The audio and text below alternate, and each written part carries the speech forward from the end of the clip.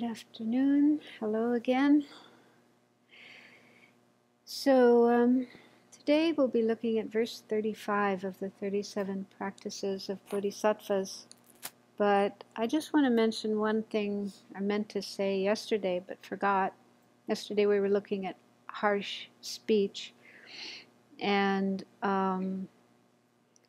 if we do find ourselves speaking in that kind of way, it's probably because our mind is not in a good state. It's unhappy, it's disturbed. And so it's good to try to look after our mind, manage our mind, keep our mind healthy, what the Dalai Lama calls mental hygiene. You know, we put a lot of time and energy into physical hygiene, but not many people work on mental hygiene. So that's actually what we're talking about the next verse. So that'll become more clear with this next verse. But anyway, yeah, I was thinking about that woman who was speaking so harshly to those little kids, and she must have been really unhappy with her life, with her marriage, with motherhood, whatever. And so this unhappiness was coming out in this harsh way of talking to little kids. Okay, now, so verse 35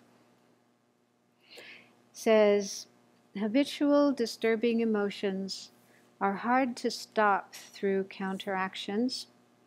Armed with antidotes, the guards of mindfulness and alertness, mental alertness, destroy disturbing emotions like attachment as soon as they arise. This is the practice of bodhisattvas. So that first line, I was puzzled a little bit about it. I think it could be explained in different ways, but I think one meaning is he's talking about when disturbing emotions have really risen to a high degree and our mind is already caught up in them. And at that point of time, it's very difficult to stop them through using antidotes and so on. And so it's much better to try to catch them when they're still small and just starting to grow. Similar to a fire, as we know well in this part of the country.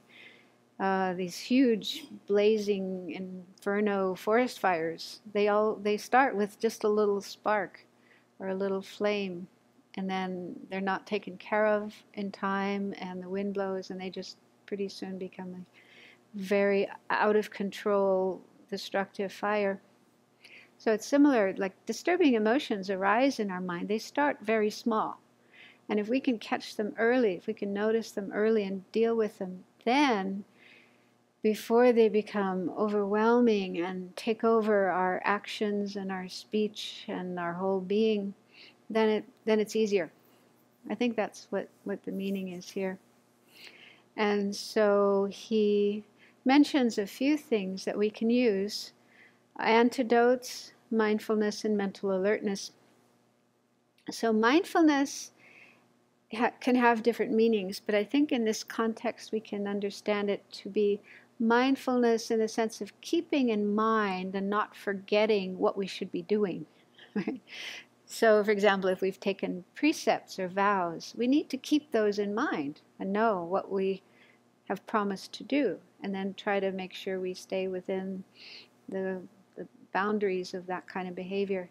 And then through all the learning that we've done of the Dharma, it's all about what to practice and what to avoid.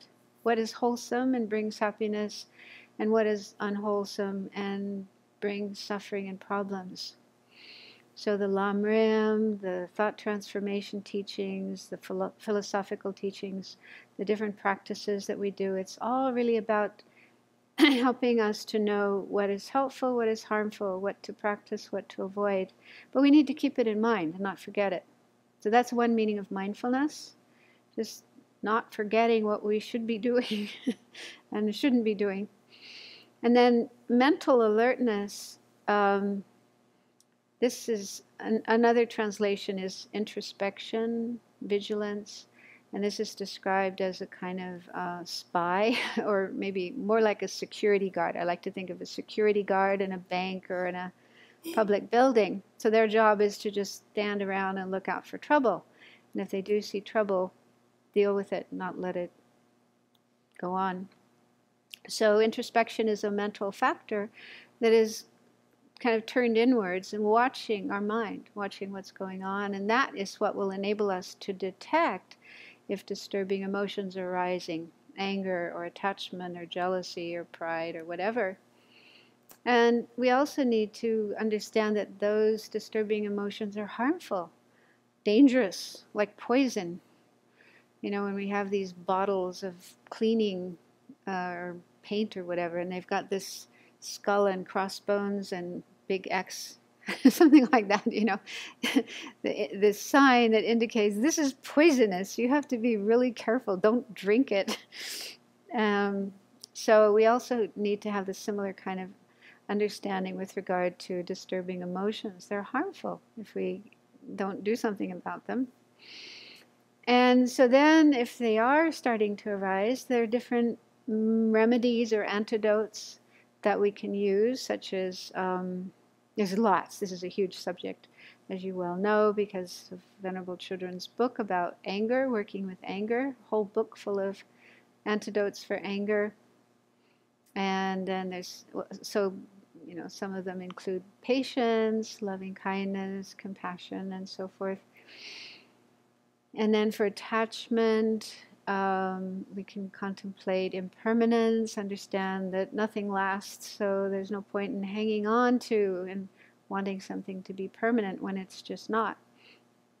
Or thinking about the downside of the object of attachment instead of blowing it up into something much more beautiful and wonderful than it is. So saying that it's not perfect, it's got faults. So that can help us to cool down attachment. So anyway, there's various methods or remedies or antidotes. So it's good to collect a toolbox, you know, make yourself a toolbox of these different antidotes for disturbing emotions that you can pull out when you do notice them coming up in the mind. And again, it's good to do this early on, as soon as possible. Otherwise it can grow and really lead to big problems. Yeah, so, and also we can also get help from others, from spiritual teachers, spiritual friends, if you're not able to manage it on your own. It's good to turn to others for help. Talking with others can really help clear up misunderstandings and help you see which direction to go in. So if we, it's a lot of advice, a lot of work, but if we follow it, then we'll be more likely to keep our mind positive and happy, and then there's less chance of falling into the behavior mentioned in the previous verse of harsh speech, harsh words, or any other kind of harmful, disturbing behavior that causes problems for others and for ourselves, and is contrary to the Bodhisattva's path, the Bodhisattva's practice. Okay, so thank you.